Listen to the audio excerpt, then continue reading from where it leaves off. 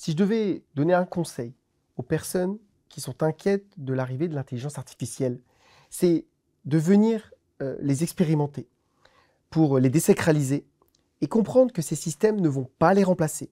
En revanche, elles pourraient l'être par des personnes qui maîtrisent l'intelligence artificielle. Et je crois que c'est notre responsabilité en tant que professionnels de nous y intéresser et de nous emparer de cette vague technologique.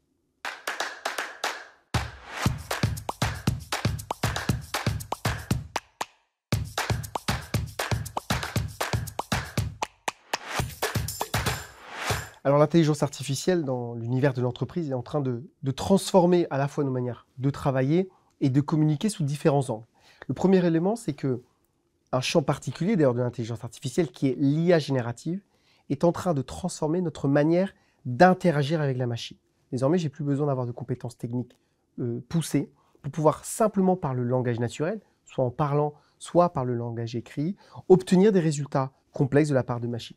Désormais, plus aucune tâche intellectuelle, d'ailleurs, n'est plus à la portée de la machine en tant qu'assistance. Et donc, ça veut dire que par cette manière d'interagir avec la machine, je peux à la fois obtenir de l'information, réaliser des recherches sur Internet, analyser des données, des documents, générer des PowerPoint, générer des codes informatiques, générer des sites web. En fait, les possibilités sont infinies. Je peux générer des photos, des vidéos, des musiques. Toutes les possibilités, en tout cas, sont désormais entre les mains de chacun, et finalement, juste cette capacité à échanger avec la machine, ce qu'on appelle le prompt engineering.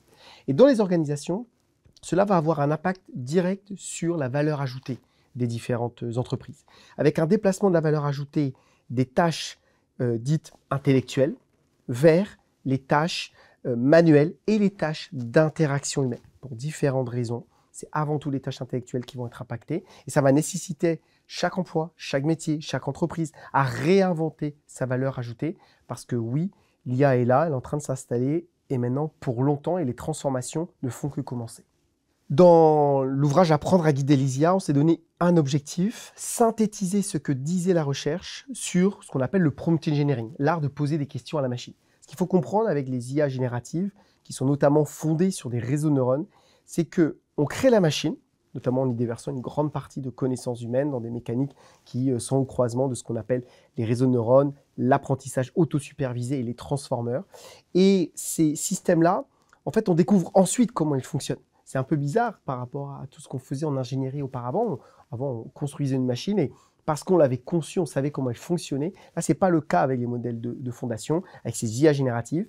On découvre après coup comment finalement bien les utiliser. Et en tâtonnant, en expérimentant, et la recherche a publié ces derniers mois beaucoup, en tout cas, d'études sur le sujet. Nous, ce qu'on a souhaité faire, c'est synthétiser ce que disait la recherche là-dessus pour pouvoir le mettre entre les mains du plus grand nombre en 100 pages condensées dans Apprendre à guider les IA.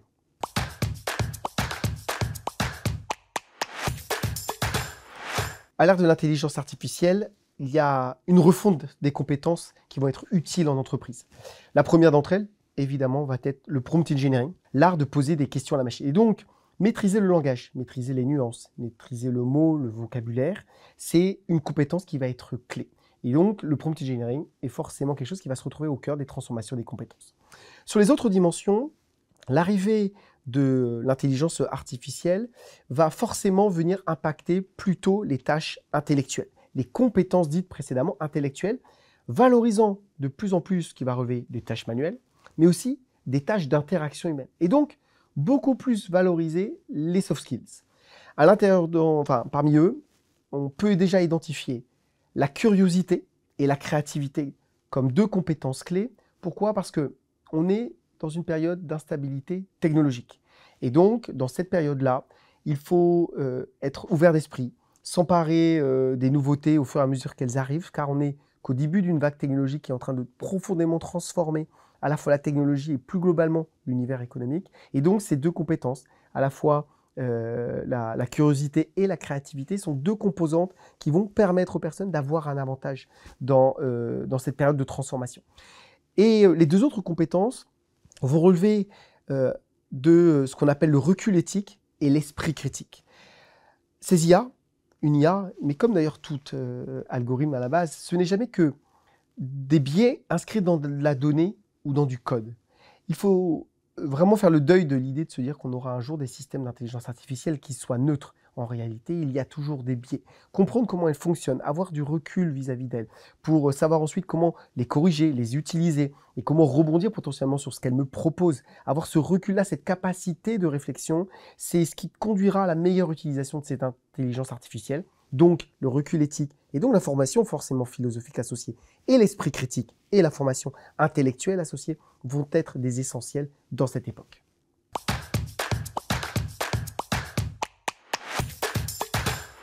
Je crois que les managers et les leaders vont avoir encore un rôle plus important dans ces périodes de transformation. On est dans une ère d'instabilité technologique.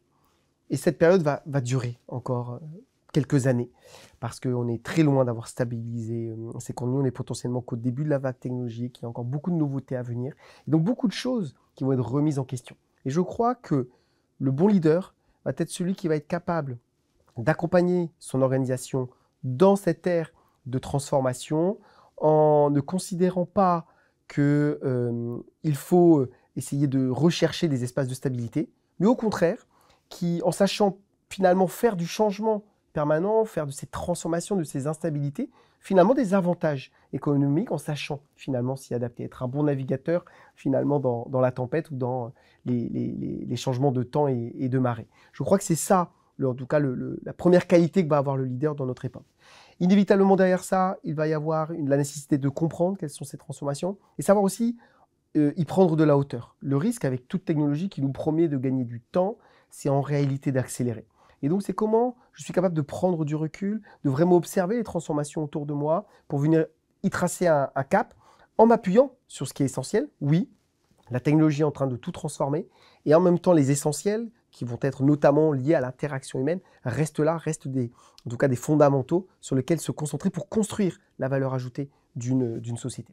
Et enfin, le dernier élément, je crois qu'il faut ne pas en avoir peur et surtout ne pas avoir peur des usages qui vont être faits par mes équipes, mes collaborateurs de ces systèmes d'intelligence artificielle. Au contraire, pour éviter ce qu'on appelle le shadow IA, les pratiques cachées, il vaut mieux conduire ces équipes à comprendre comment elles fonctionnent, venir s'en emparer, venir expérimenter et avancer avec une nécessité, et ça c'est dans toute révolution technologique, ne pas faire de l'IA pour faire de l'IA, mais faire de l'IA parce que c'est un outil. Placer l'IA comme un outil au service de ma valeur ajoutée, au service de mon ROI, et donc revenir sur des cas d'usage concrets au service de ma valeur ajoutée. Le leader ou le manager qui aurait inversement la tendance à bloquer l'usage de l'intelligence artificielle, qui aurait le souhait de venir bloquer l'utilisation de ces IA dans son propre système d'information, avec la peur finalement de la fuite de données, a raison. Le problème, c'est que les études montrent qu'au contraire, ce type de stratégie accélère la fuite des données. Pourquoi? Parce qu'il se développe ce qu'on appelle le shadow IA, l'IA cachée. En gros, 60% des professionnels qui utilisent aujourd'hui l'IA au travail, eh bien, le font sans le dire à leur employeur. C'est quelque chose d'ailleurs assez perturbant pour les directions des systèmes d'information, pour les systèmes d'information de manière générale. C'est la première fois dans une révolution technologique où finalement les transformations arrivent par la base. On n'est plus centralisé, chacun peut se doter de ses propres outils et finalement se mettre à utiliser, parfois dans des cadres non réglementaires, parfois en participant à la fuite de données, à la diffusion d'informations et de connaissances internes. Savoir au contraire plutôt responsabiliser les individus, leur donner des capacités à s'emparer de ces IA en interne, venir acculturer, former, c'est ça l'essentiel, plutôt que de venir bloquer, endiguer quelque chose, endiguer une vague que de toute façon on ne pourra pas bloquer.